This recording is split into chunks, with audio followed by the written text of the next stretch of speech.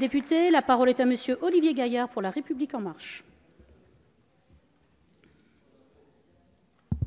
Merci Madame la Présidente. Le budget est un acte essentiellement politique selon Gaston Gèze, juriste grand démocrate et libéral au sens politique.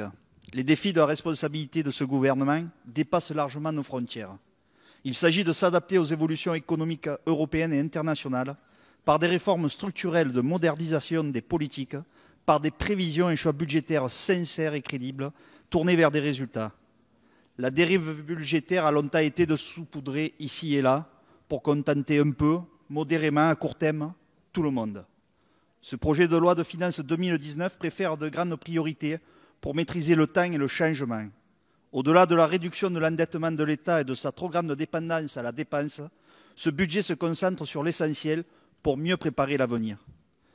Les politiques en matière d'éducation nationale et de défense nationale, première garante de la place de notre pays dans le monde, sont fortement soutenues durablement, après avoir trop longtemps été malmenées.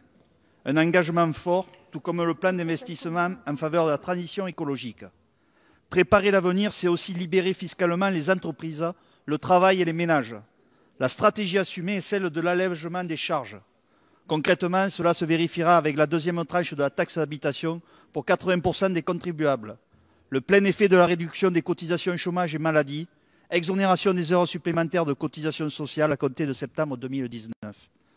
Ce budget marquera aussi le lancement du plan pauvreté et du plan santé, dont l'ambition est reconnue par toutes les associations, ainsi qu'une forte revalorisation des prestations sociales destinées aux plus fragiles.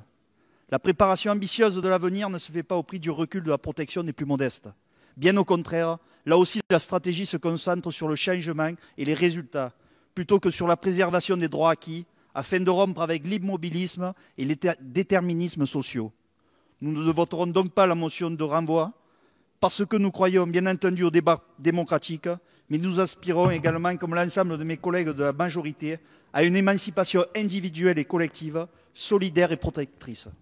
Merci, Monsieur